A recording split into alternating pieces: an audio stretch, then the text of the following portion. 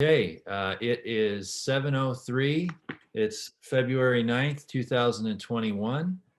And this is the Board of Trustees, for the Village of North Bennington. We are holding our regular meeting for business. And this meeting is being held by video and teleconference via Zoom in accordance with House Bill 681, Section 6, which allows us to have the meeting remotely because there is not a location that is available within the Department of Health guidelines. So I will share my screen with the agenda. And just scroll down to the call-in number. And for the first couple items, I'll just leave the call-in number up while we just take care of approving our minutes and et cetera. And that way, if anybody is watching live on Facebook or needs that number, that it will be shared on the screen there. So the first order of business, as usual, is to review and approve of the minutes from last month. Have the trustees had an opportunity to review the minutes? Is there any questions or comments or amendments to the minutes? I've reviewed them and we'll make a motion to approve. And could you just, I don't, because of my shared screen, could you just state the date and whether there was there one or two meetings in January? I believe just one. Okay, and would you just state the date there? If you tell me what it was, I will. I don't have it in front of me, sorry. Tuesday, January 12th. Okay, so for the meeting from January 12th, 2021, there's been a motion to approve the minutes. Is there any objection to approval of the minutes? No. Okay, hearing no objection, that motion will carry unanimously and the minutes will be approved. And the approval of the payroll first, let's go with that. And is there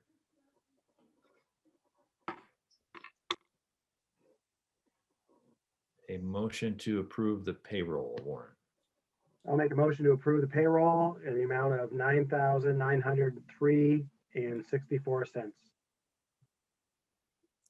Okay, motion's been made. Is there any discussion on that? Is there any objection to that motion being approved? Hearing no objection, that motion will be approved unanimously. And how about our monthly bills, the warrant for for payment of the bills? I had a couple of quick questions. Yeah. The Chemung for, I have no idea if I'm saying that right, for $1,113.50, what is that? There were two items that were purchased for truck 3. Okay, and I can't remember, the detail is on the spreadsheet with the warrant detail, but there were two purchases. One, oh, wait a minute. One was, I think, a service to a truck, and one maybe had to do with, I think antenna or something like that I saw on that bill. okay. I would also comment that there are several items on this warrant that would have been on the January warrant, but the mail being so slow, those bills were not received until much after that January meeting. I would also point out that Carmody Ford, that $37,000, that is for the new truck. And those funds will be coming from the reserve, not the regular cash account. And I will have confirmation for Lori tomorrow morning that that transfer went through. And then the cap financial, the big one underneath there is the annual, third, I think, annual payment for the backhoe.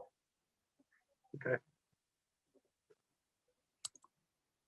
And the other one I had was LNG for 1260. Is that related to the park railing? Yes, that is for railings, and that we have been paid for that from the Fund for North Bennington. So we paid it. They did send us a check, and I did give that to Mary for deposit. And it Okay. is deposited. Great. And the last one I had was Tri-County for 810. So I believe those were something to do with the snowplow blades, but I think Mary will find it.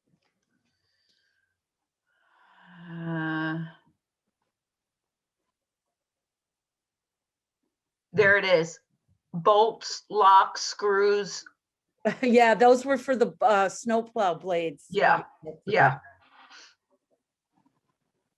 Great. Thanks. Drop That's spread. what I had.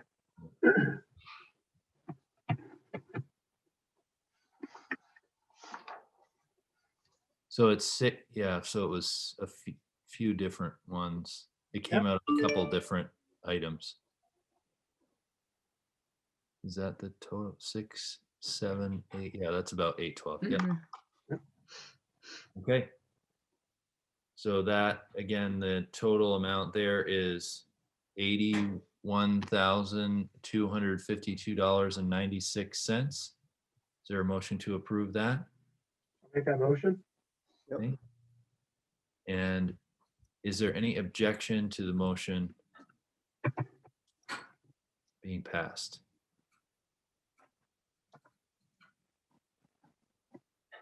Okay, hearing no objection, that motion will be approved by unanimous consent.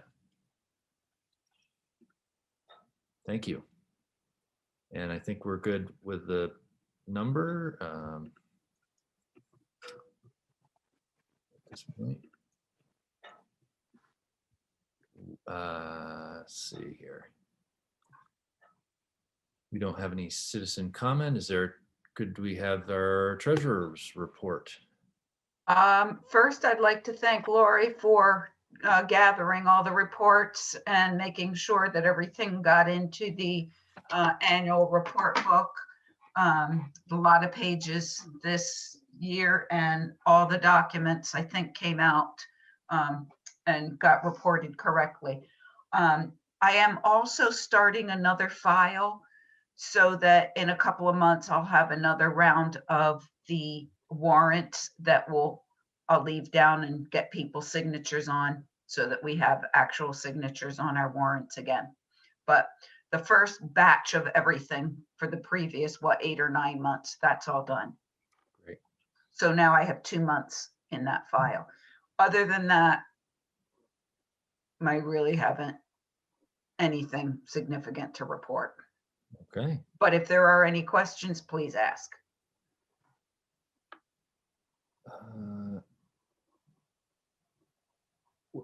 No, does the state budget revenue projection have anything to do with our local budgeting and what we would be anticipating for next year? In terms of, I guess the only thing I could see it affecting would be that, like, if we would see state rates being different this coming year than they have been, or a trend being different. I have not read anything about that, such as that we would be getting anything different, say for the highway support that we get. The education whole component of it is different, but I haven't really seen anything that would affect the municipal monies that we're given, and we don't get a lot. I mean, other than the highway support, which is significant. And the rates that come out are more like in July or August or something? Correct. Okay. So that's way down the road. And one other question is, anything on the charging station? No, because that's really kind of in limbo right now. I have to get back and follow it up. The Green Mountain Power had requested an on-site meeting with the railroad representatives to nail down the location. And the second party, the railroad party, was not comfortable coming out with COVID. Okay. So we don't have an approved location, and I don't want to go ahead and order equipment Yeah. with the railroad would possibly say, no, I don't like it here. But what's going to happen is once we nail down the location, which I think is going to be the original spot where we had it, Right. the actual telephone pole was insufficiently tall. And for anything, I guess it's just undersized for current requirements or for a current pole. So the telephone or for the electric company was going to put in a new pole right next to it, no charge there, just because they needed to do that upgrade. And I think that's that also because it's on the railroad property there. They're waiting for that, but they're not going to go ahead and put the new pole in until they know that the project is going to go on. Okay. And that's the standard thing, is that a new pole goes in and they just leave the old one right next to it? Yes, they're going to leave the old one right there. I don't recall them saying they were going to take it out. They were just simply going to put it like right within a foot of where it is. Yeah. I'm not crazy about the aesthetics of that, but I understand that the expense is probably Yeah. more than, And who knows, if we want to have somebody saw it down, that's entirely possible that we could, but if it's, don't know. if nothing's still attached, right? Yeah. At some point, there is that big tree that's right there.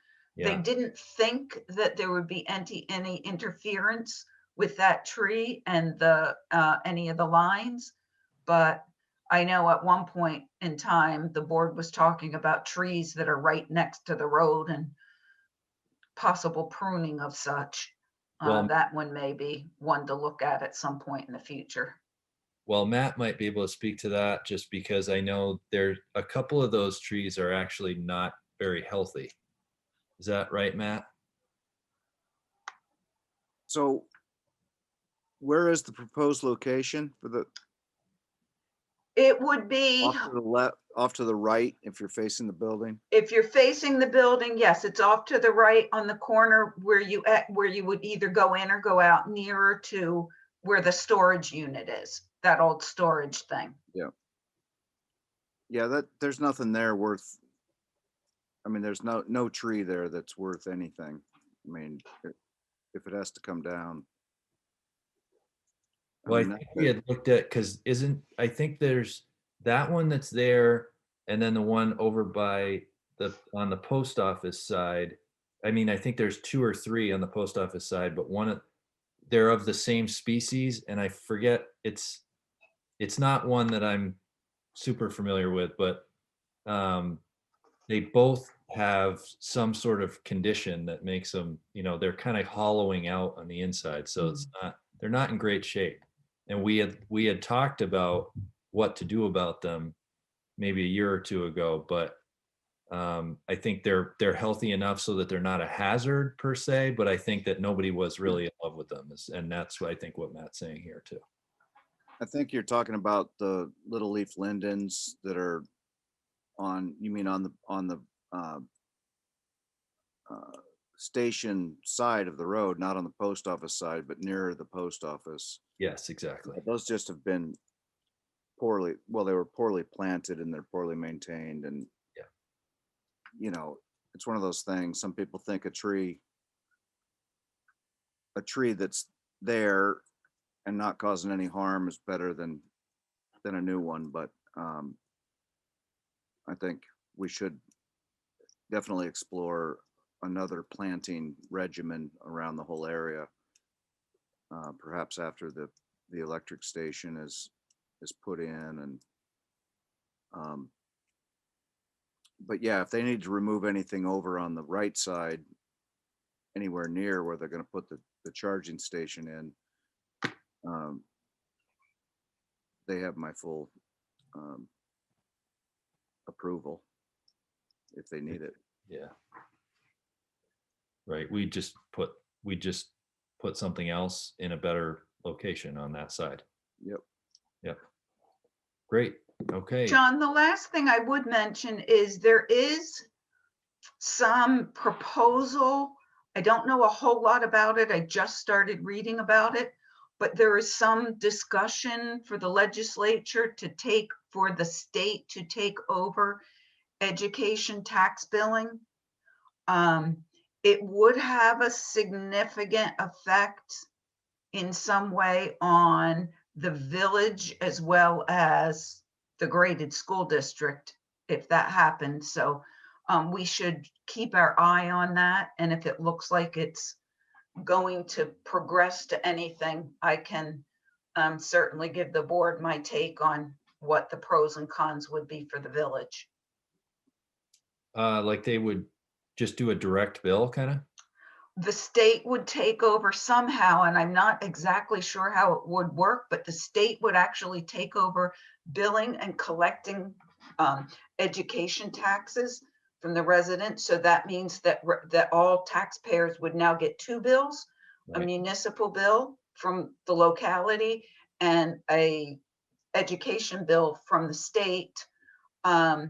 But to me, one of the biggest impacts is that the village would need to do significant borrowing in September, October, November that we don't currently do. Yes. And that would be a cost ultimately borne by the taxpayer.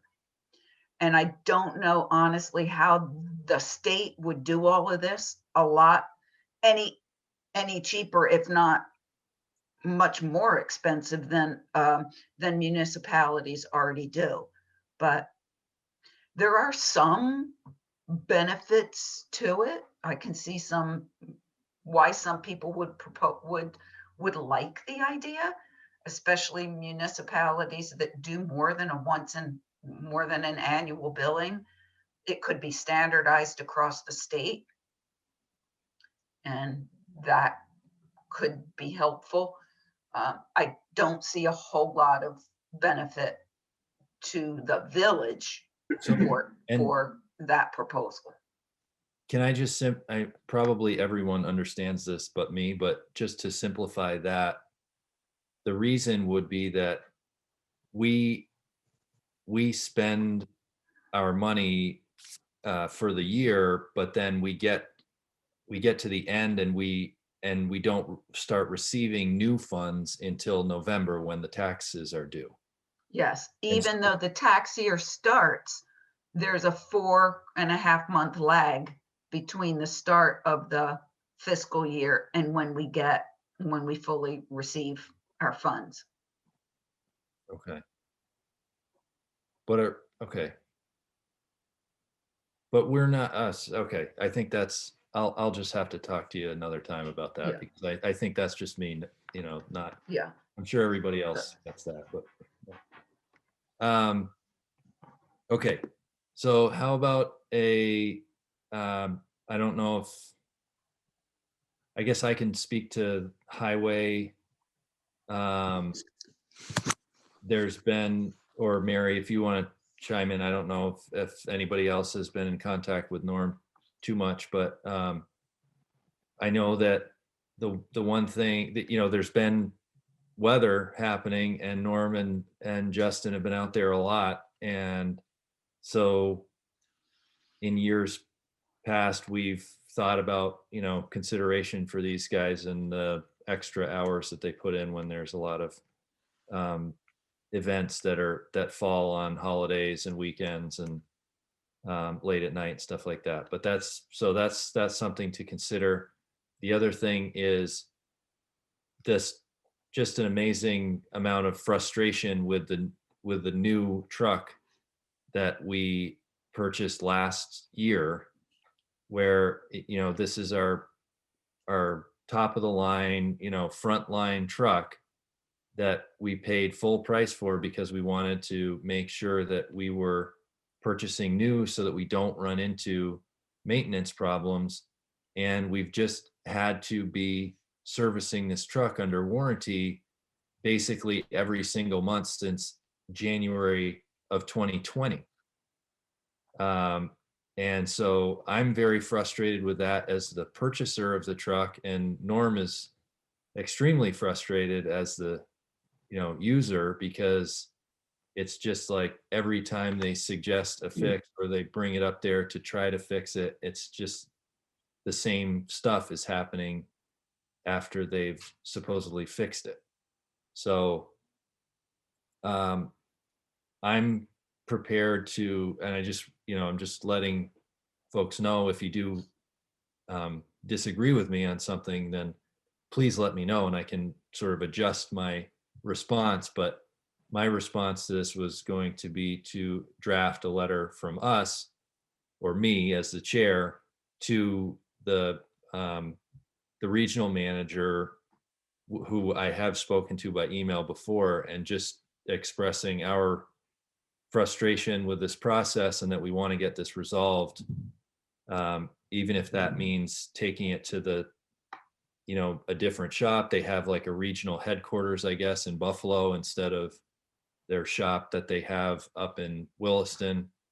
But we just need to get it resolved. And I think we should have our warranty extended too, because now, you know, we basically haven't had a fully functioning truck for the first year. And I don't think that we should, you know, our warranty should be a year shorter when we basically haven't had a functioning truck yet.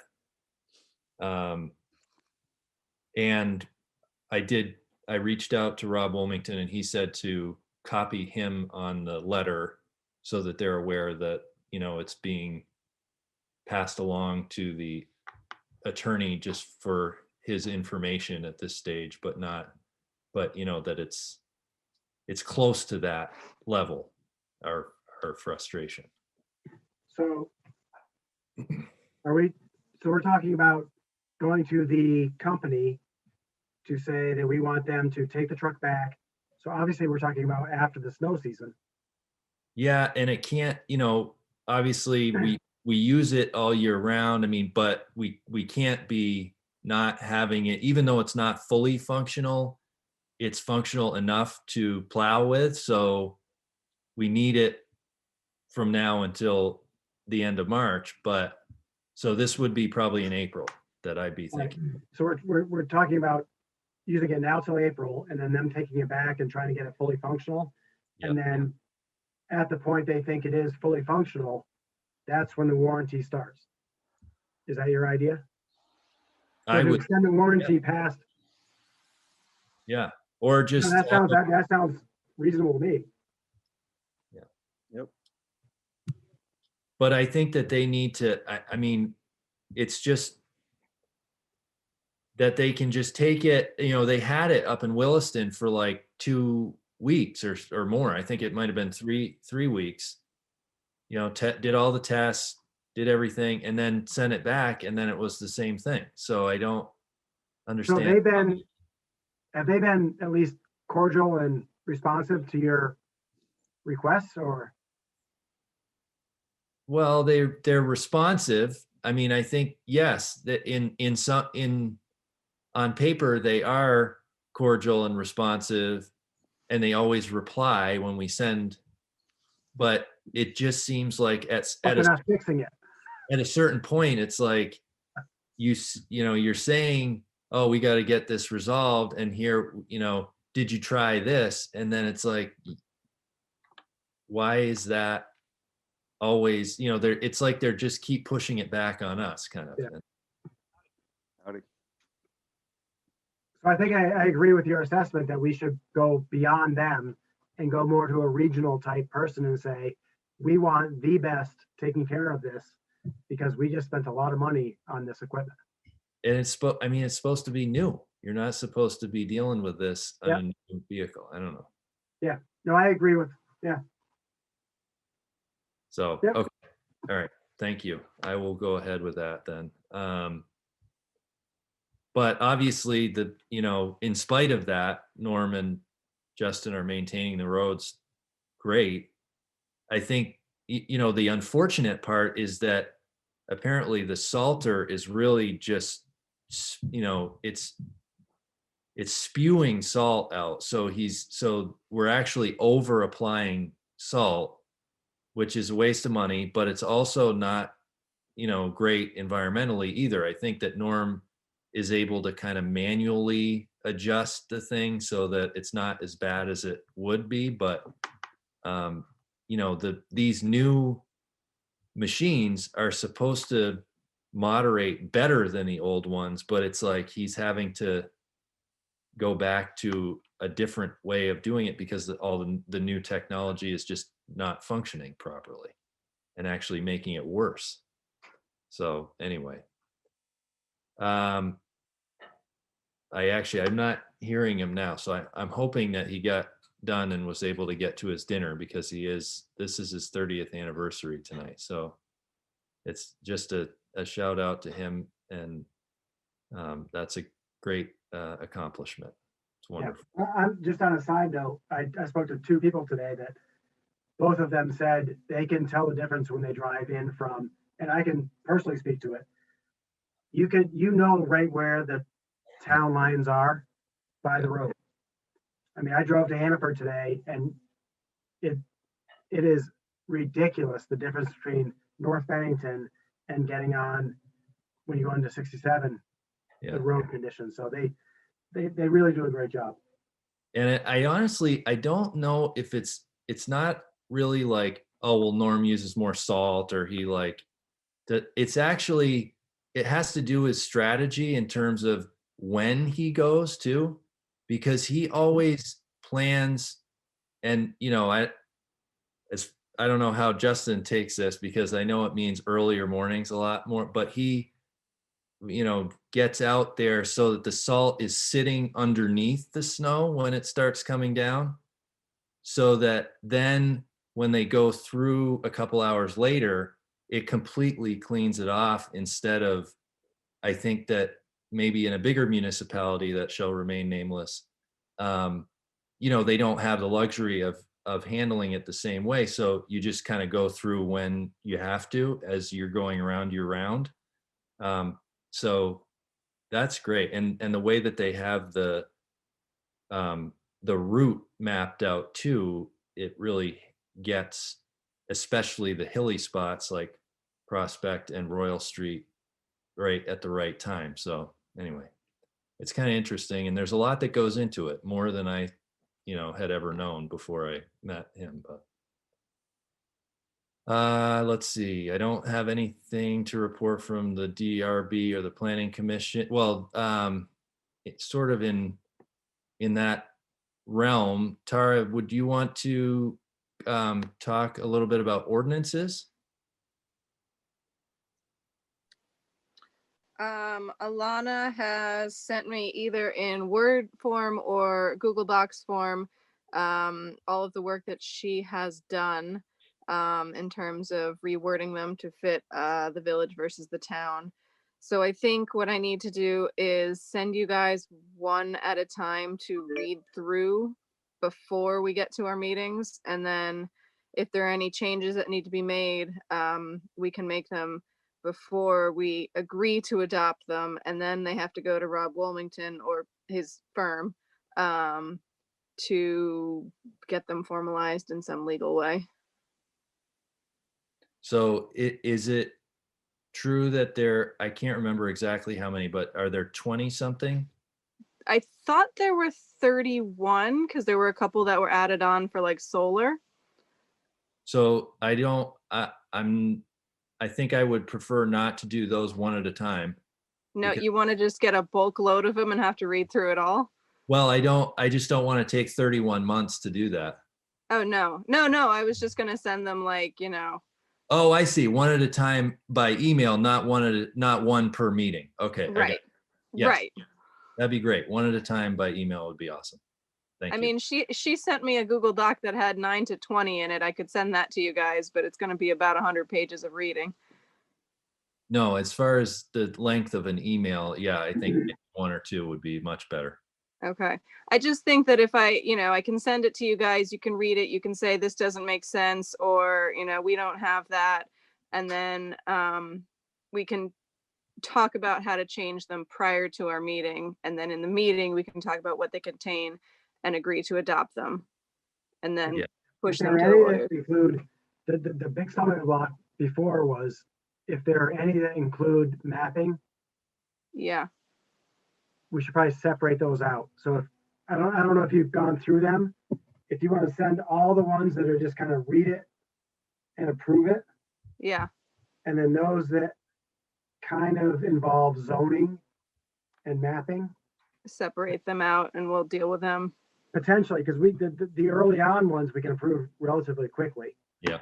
The zoning ones or the mapping are typically not as important in terms of Okay. getting done, just because the others are the ones that people have the biggest issues with, like the Right. noise and all those. So Right.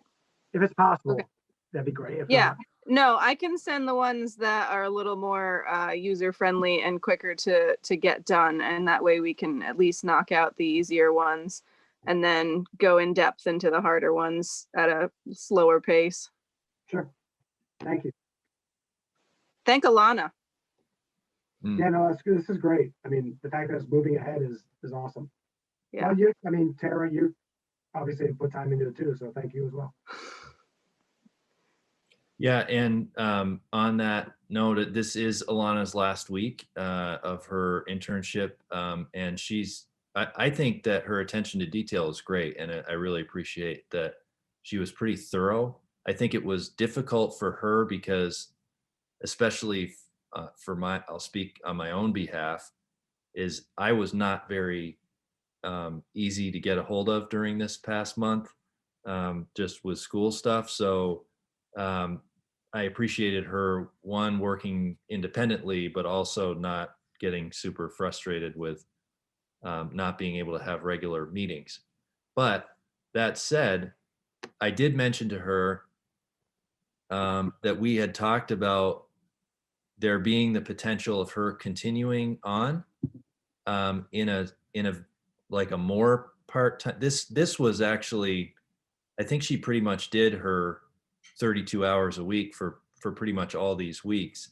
But I think we had discussed, like, if we did a a few hours a week as opposed to 32 hours a week, that might be something that we'd be interested in keeping, just to keep moving on at least a few of these things. Because the other thing that she was working on with me was a bike ped grant, which we got that grant to do the Upper Main Street sidewalk a few years ago. Mhm. And that funding is available again. And I think I would scale down a little bit. I wouldn't do such a large section, but I was thinking of applying for West Street between school and church, because that's basically non-existent anymore, and it is right next to the school, so they like to see that. And there's the stairs there, so it would address a disability issue, or an ADA compliance issue, I mean. And the nice thing that I saw in this one that I didn't realize, or it didn't apply last time, is that, so it's it's either a 50-50 grant or like a 60-40 grant, but our share can be in kind. Mhm. So we can actually sort of bill for our crew working on the project, and that can be our share, so that we basically, the part that the grant pays for is like our purchases, like the cement and that kind of stuff. But if we do a bunch of the work, then we're actually not out of pocket very much money on this project. So it could be a really great opportunity to get a good sidewalk in. at least there and potentially extend it if we wanted to expand the project a little bit. But I don't know, I don't want to go too much because that other one just blew up in our faces. Like because with a grant like that, there's a period of time that there's a lag between when you get the funds and then when you hire the contractors, and their numbers are always different by the time they're going to do the project. So you're like, well, I'm sorry, but the money is only, I only have so much. So anyways, so would I guess I would make a motion if I think it's appropriate at this time, but I would make a motion to allow for her to continue in her position for up to a certain number of hours a week. And so what are people's thoughts on that? Is that, Mary, is that something that we can afford to do? Or, and what would people's thinking be about the number of hours? I mean, as far as I'm concerned, the number of hours that I could help her to achieve are probably only, between 3 and 5 hours a week or something. That's all I could sort of manage. But if she's working with other people, it might be more. But It is unbudgeted, but you know what? The cost of 3 to 5 hours a week is manageable elsewhere. The cost of 32 hours a week would be a significant amount that is not budgeted. But if you're talking about 3 to 5 hours, I think we could find places in the budget to accommodate that. Well, not to mention if we're, depending on what we have her doing, I mean, if she's doing things park and rec related, then we take it out of that pocket. If it's the, It's so we probably could- easier just to leave it in one, Mark. but if her job task is related to something specific, If there is a significant task, but if you're talking about, well, there's an hour here and an hour here and an hour here, that becomes, I'm just thinking in terms of grants, because I know oh, that. grants is different. Yes. So if we're tasking her to do kind of grant related things, then obviously with Park and Rec, there are so many grants out there that we could certainly find work for her to do. Yes. Then we could potentially find money there. And I'm sure the same thing with highway and.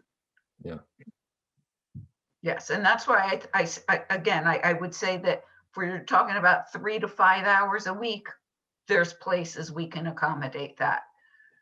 And It if would need be be, a we could different task matter her to accommodate ongoing 32 hours a week. Okay, so if That's need be, we completely could, different. so we could also then kind of, if we wanted to kind of narrow into Park and Rec, we could take money out of there if we had to. Absolutely. okay. And she's open to working through the semester? Yes. Oh, good. I mean, I think she'll come back to school and sort of figure out where she's at, but she was open to it when the last time I talked to her. So Yeah. last week. Okay, great.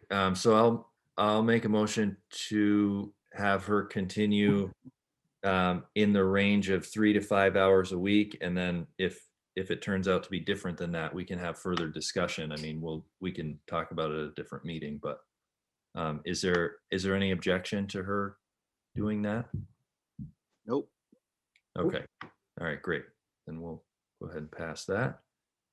And we do need to have a brief discussion in executive session on a legal matter that involves a pending litigation. So I have a couple things, one under old and one under new. Do you want to do that before? okay, yes, absolutely. I'd like to so if there are other items of business that we want to do before the executive session, I'd like to do that. I'd like to do the executive session last. So we're going to Okay. hold off on that. So what do you want to do first? We'll hold off on the executive session. So go ahead with any other business. So in terms of new, I think you got the email from Bob Hoare about the kind of the historic thing. Oh, yes, in McWaters Park. Yeah, so they're just looking to do something. They're not 100% sure what it is yet. But I spoke to I graduated him. He's a friend of mine. So they're looking to do some walking tours and possibly using McWaters Park for some kind of event. And I guess right now he's just looking for if he has our support, which, Well, you I know, mean, under normal, short of any details, we're like, we're always all about that. And Yeah. then when more details come in, then we'd be happy to talk about it further. that's how I feel. And also, with appropriate health restrictions, obviously. Yeah, we spoke about that. Yeah. Mark, please, this email was from who? So it's Bob Hoare, and he's Jonas Spivak, Yep. who we've done work with prior. The Shire and all that. Yep. So they're looking to do something for is it 250? Yeah. So I was thinking like, I tried doing the math on that, but apparently, so obviously 1776 isn't 250 years ago yet, but there was apparently a battle that took place before Before that, yes. that was right here or somewhere very close to that Henry Bridge. So that's what they're trying to commemorate. And they're fashioning this about, it's a whole lead up to the battle of the 250th anniversary of the Battle of Bennington, but it's not the 250th of the Battle of Bennington. It's like, it's an event that's specific to here, and it will sort of tie into other events over the next couple of years or few years. And it's kind of related to the, I think we did something with Jonah, the commemorative marker we put in McWaters Park Yeah. a couple of years ago. Yeah. So they're kind of feeding on that and the whole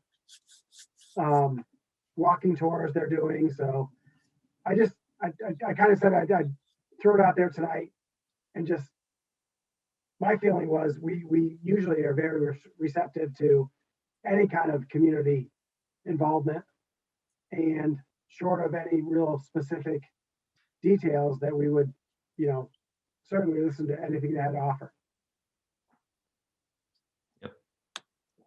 No, the kiosk they put down there, or the info graphic thing about that battle is really fantastic. And that's actually pretty cool, pretty cool history about that little corner. And I think anything they want to do that, I mean, given John's provisions about, the health aspects at this point, but by all means, I mean, Yeah. Holy moly, it's great. Absolutely. Yeah, no, my feeling is anytime you get anybody excited about things that happened right here in North Bennington, I think it's great. So I will, I'll keep following up with him, and just kind of as soon as anytime they get any kind of formal details on what they want to offer, then we'll just kind of keep moving forward with that. So that was it for that. And then I also have something else for the steps they put in at the park, McWaters Park. Yeah. So Cinda kind of texted me about we offered $1,000 to help with that payment, and that was prior to kind of us kind of donating everything they used for that system, plus our hours and equipment. So I spoke to Norm today. We offered $1,000 help with that. And according to Norm, without the materials and with the marble and the railing, to me, that's something that, those are things we had, especially with the marble, we have to use that in village anyway. So I don't really count that toward the money we invested. But his feeling was they worked, the two of them worked for at least a day and a half, moving things, using our trucks, getting things down there. We donated gravel, topsoil, sand. And if his numbers are right, it was around 660 in labor, around 600 for equipment. And probably if you include all the marble and everything else, close to $4,000 in material. We probably got close to 5260 in our donation to that project. So I spoke to Cinda, or she texted me and was looking for the $1,000 we promised to help with the project. And I think we're well over that $1,000. I think the only expense they actually have, and I think the Fund for North Bennington actually paid for LNG. We paid LNG and then they reimbursed us or something to that effect. So their out of pocket is probably just his labor, which we actually helped with. So I think we've kind of fulfilled our obligation. I don't think we really need to put any out of pocket money into it. I mean, but that's just my feeling. I'd have Up to, to your feelings too, but yeah, as far as I'm concerned, so I would be interested in knowing what his labor is. So if we wanted to talk about that, just because, you know, I ride my bike down there a lot and I saw him there probably, I mean, if Norm put in a day, this guy probably put in three weeks, 3 workday weeks, you know. He was there all the time working, and he cut all those marble blocks and everything. So I don't know what his bill would be, but I think that if it's a situation where, you know, he charged 1,700 and they're looking for 1,000 from us on top of all the in-kind, I agree with you in that situation. But if his bill is 4,500 and they just want 1,000 from us, then I'm fine with that, because I think he said that. I guess my only pushback would be our real money into this is Norm's labor and Justin's labor. I mean, that's real money. We pay those people to work. And if their hours were spent working for that project, that's real money we spent. Yeah, but I think we pay them Which is- salary though, which is they're going to be working. It's not like they're doing it in their off hours. They're doing it in their on hours, and that's a park that we own. So if we had decided to do those steps in the park, then they could have done it, and we would have paid for it there too.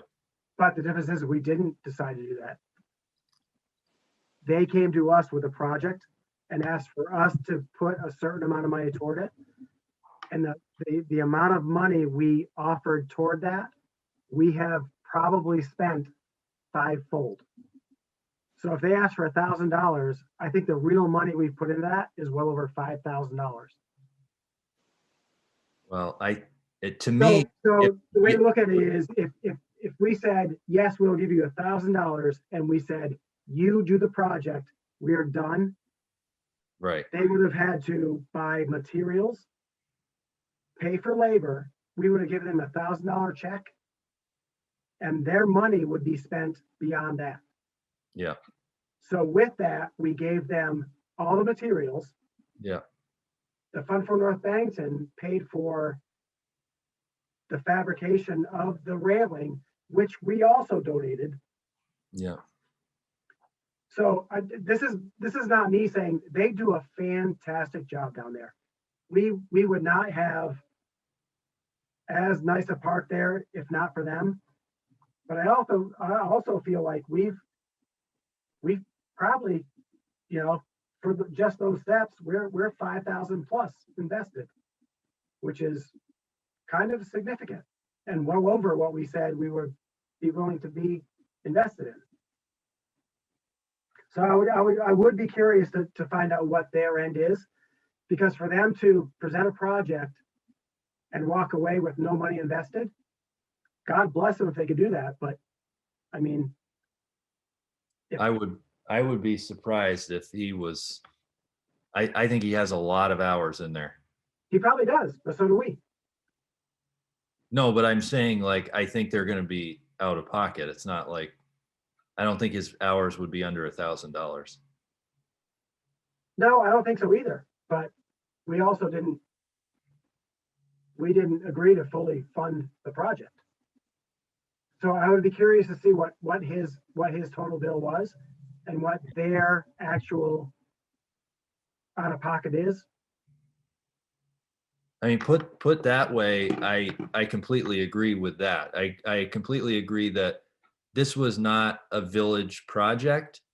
And so for it to be basically fully funded by the village, I think was not really our intention. But I think we did agree to a cost share, and I don't know. I see where you're coming from. I think I'm a little bit different in terms of how in kind. So in kind is a little different word though, because it is real money when we pay our employees to work for that project. That is real money that goes from our taxpayers to those employees for that project. If that project were not happening, those employees would be doing something else for the village. So that's kind of real money. And that real money is $1,260, which is more than what we agreed to spend. So we obviously we're going to pay Norm and Justin anyway, but we're not going to pay them to work on that project. We're paying them to do other things in the village. Right, but they also didn't, I mean, there wasn't any pre-approval for that work either, right? Like Norm just did that because he felt like doing it. No, Norm did that because they asked him to do it. Right. They couldn't get the marble down there. They couldn't bring things that he didn't have the equipment to move that material from our shed. So they would have had to spend more money Right. on the project to do that. Okay. So it wasn't that he was just doing it out of the kindness of the heart. They didn't have a means to get it down there without spending more money for the project. Yeah, well, I mean, I would hope that they would understand the amount that we put in. I mean, I don't know. But it sounds like they asked for the money, so I don't know.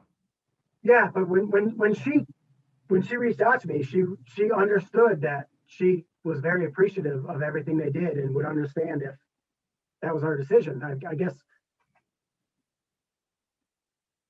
I guess before we decide exactly what we're going to do, we should find out what his bill is for labor. Yeah. I mean, I can say you got to take your time with those things, but it certainly seemed like a project that was kind of after hours and sort of. Sure.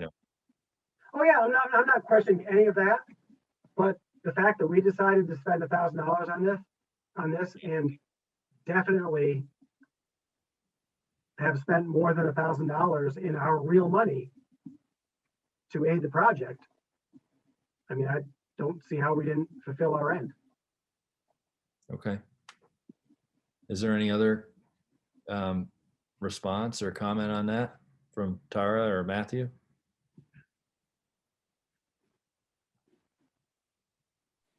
Well, Matthew left. But I'm kind of in between both of you. I think that I'm leaning more towards what Mark is saying, that we've, as a town or a village, invested a certain amount of labor and funds and supplies to the project that was above and beyond what we promised to them. But I also see, John, how you are thinking that perhaps we can still offer some sort of assistance. But I think if we put it to a vote right now, I'd probably say that we've lived up to our obligation and what we said we would apply to the project.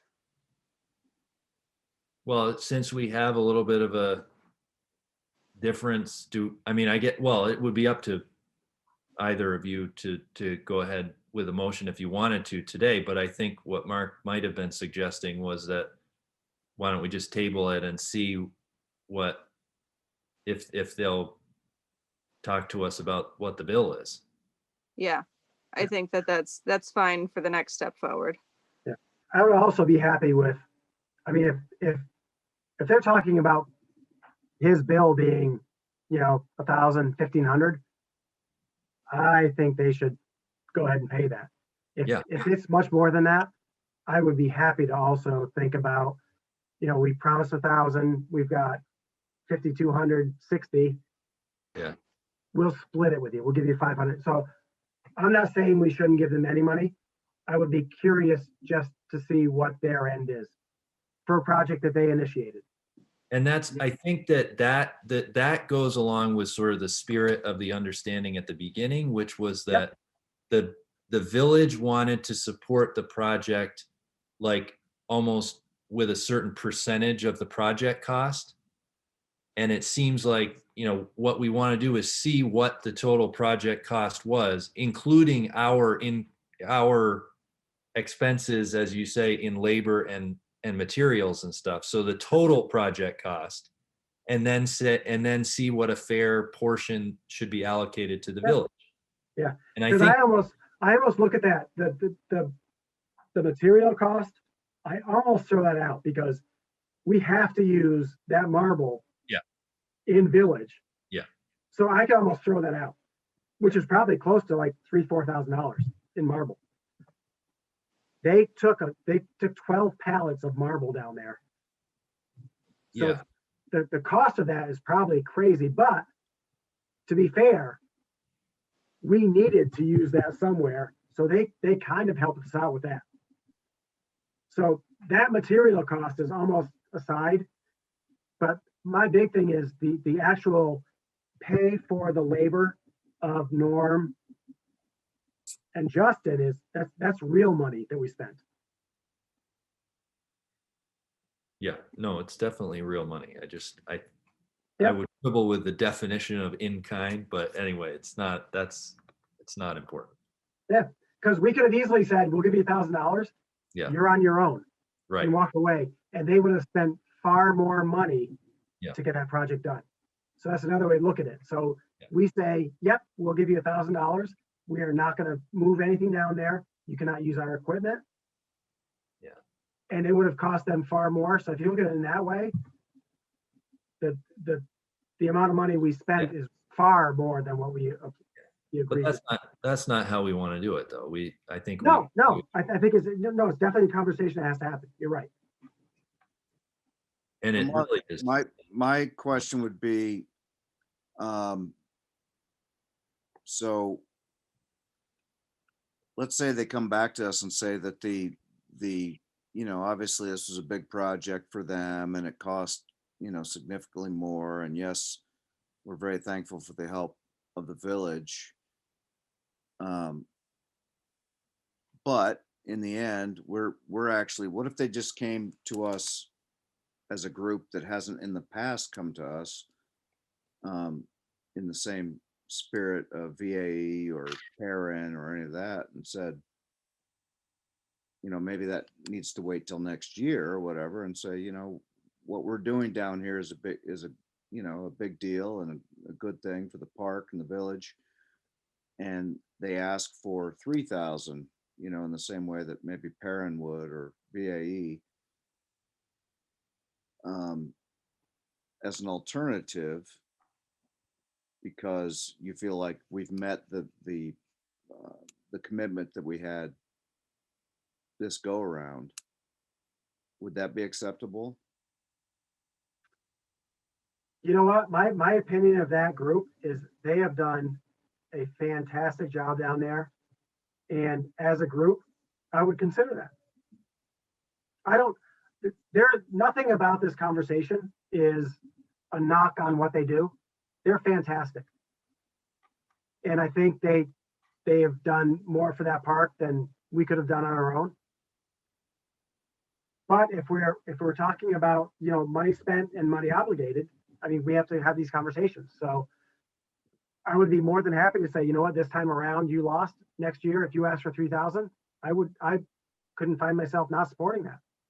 If they came in front of us with good projects that we agreed upon. I'll tell you what, I think we are very fortunate to have the amount of community members that have projects like this in mind. Just my opinion is when we say we're going to give this amount of money and this is the project, then when you come in front of us, have a good idea what you're going to spend and how much that we're going to put into it, and anything above and beyond that, you're going to cover. So I would, you know, next year, if they came and asked for $3,000, if they had a good project, I would support it in a heartbeat. What if they came to us next year and said, this project that we embarked upon cost us a lot more than what we thought, and we're hoping the village would vote to support backfilling that project?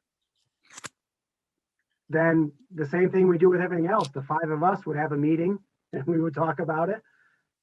This is not a me thing. This is an us thing.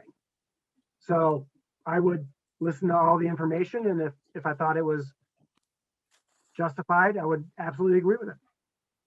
I think it's the beauty of this whole thing we have here is that none of us, the Park and Rec thing is a passion of mine, but I don't decide these things. I bring everything before the five of us. Yeah. And I put my opinion in there and we talk about it, and we almost always in the end agree. So I think we do a very good job of talking about things and coming to a like mind because we talk. So yeah, if and again, even right now, if we talk about it and say, you know what, we agreed to $1,000, things kind of took their own course, and maybe we put a little more in. If you guys decide that we want to give the $1,000, amen, let's do it. So I've only given my opinion that I think we've done it, and I would respect all of your opinions. And then if we decide, you know what, we're going to write a check today for $1,000, I'd be happy with that. That's fine by me. Well, I think it is important to recognize all that other stuff that went in, though. It's not like, Yeah.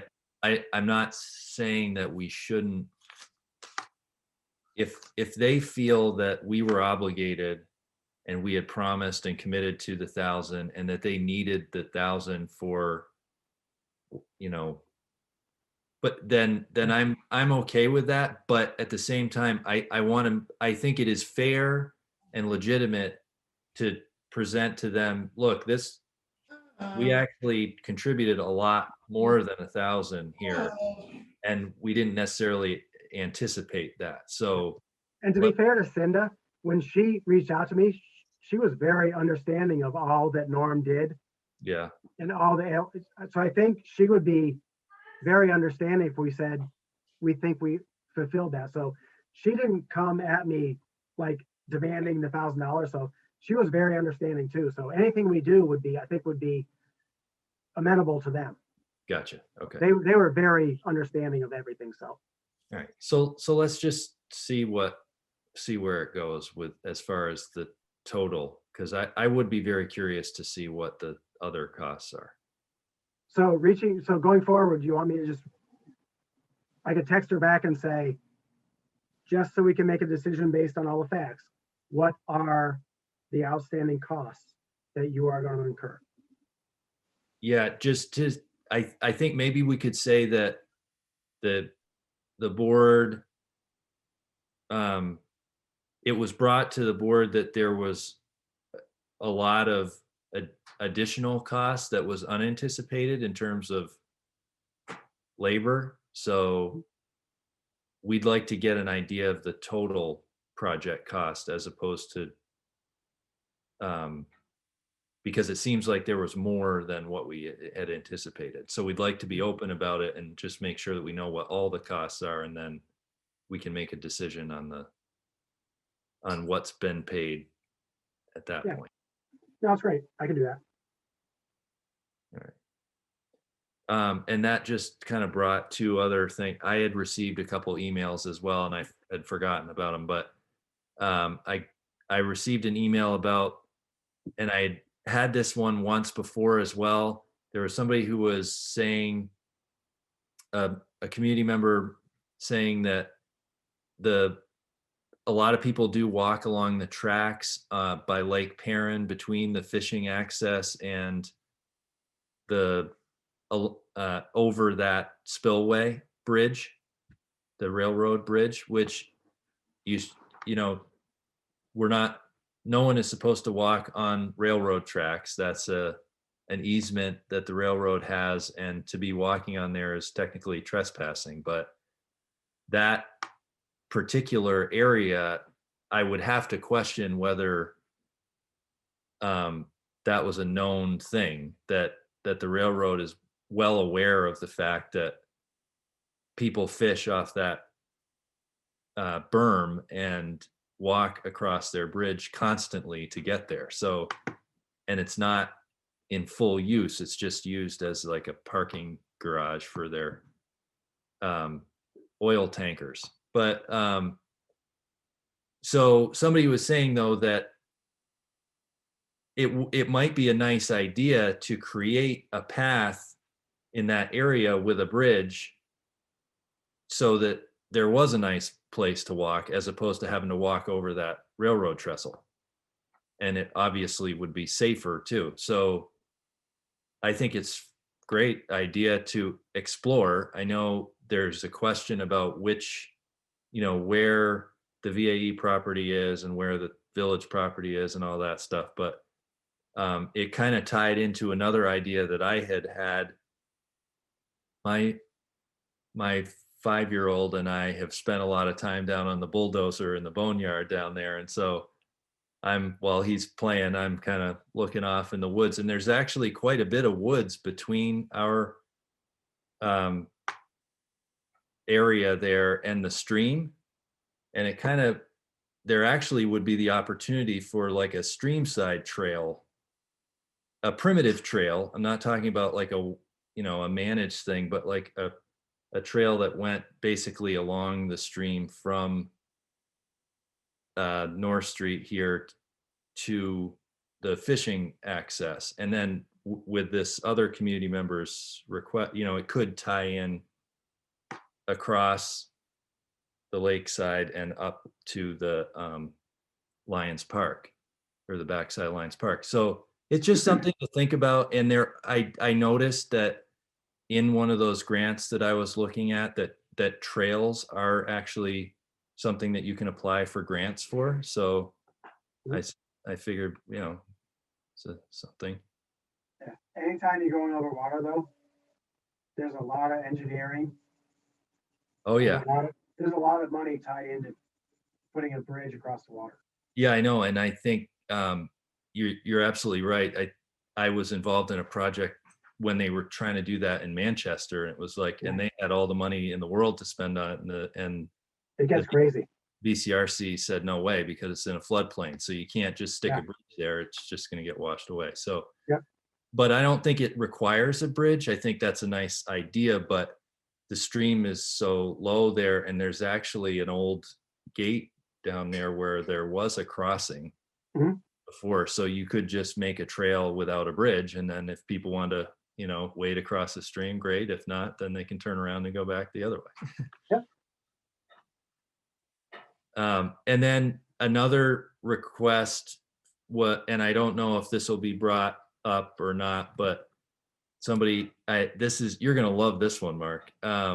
Somebody had mentioned in Welling Field that the corner that's closest to the fishing access, there was a suggestion that that would be a great area for a dog run. So, and I'm assuming that that's the nicer area and the flatter area that you're maintaining to a higher specification for soccer. But, you know, obviously a dog run isn't that big. It's just, you know, it's like it would be like that back corner, like where the boulder and the Yeah. thing is. But it was something that to think about, I think, for North Bennington, that we don't have an enclosed area where dogs can run. I know that like we're a rural village, so I don't want to like reinvent the wheel here. I mean, you got plenty of places to walk your dog, but also at the same time, I think he was suggesting that that potentially could kind of attract people with dogs so that maybe the dog stuff isn't all over in other places. So I don't know. No, hey, there are no such thing as bad ideas. Yeah. So I think that would have to kind of wait until we figure out. I mean, I would still like to know what we're going to do with that area. Yeah. Are we gonna, you know, we have a big old piece of equipment there that could actually do the work we need to do there. And Yeah, it seems and- like we've, over the last 2 years, between COVID and other little snags, everything seems to be put, you know, off and off and off. So I would And- love to talk to Norm to see what we can do there before we make any decisions, what we're gonna do, you know, in terms of permanent type areas. Yeah, well, you should talk too, because I think that piece of equipment has a limited shelf life now that the excavator is coming, because I think he wants to, For the sale items. yeah. Yep. No, I'll talk to him. That's all, that's what I have. I just have one thing. We have put out quite a bit of notification in my mind about how a village residents can access a village annual report if they'd like to do so. And it's also accessible virtually on several different sites. John, your phone number and my phone number are on all the documents if someone requests one. And I did receive one call. And I'd like to say loudly that the person who did call and leave me a message talked so softly that I don't know who it was. And I'd like you to call me back again, if you would. And I'd be happy to drop one off on your porch. But there are lots of ways to get these reports, and you know, please do ask. But if you're watching this and you're the one who called me, I didn't get your name. I'm sorry. Okay. Yeah, I haven't had any calls, but I think people are taking advantage of seeing it on the fund website, and It's on the school website, and the children all took one home from school. We packed them up in their backpacks with the village schools report. So they went home that way. And there's a couple of spots that are allowing me to drop off a pile occasionally. And so I think that's been helpful as well. great. Very good. Okay, so if there's nothing further, I think we'll go into executive session. Is there a motion to move into executive session to discuss a legal matter and a pending litigation? So moved. All right, that's been moved, and let's see. Okay, and under our rules, if there's no objection, seeing none, we will be in executive session.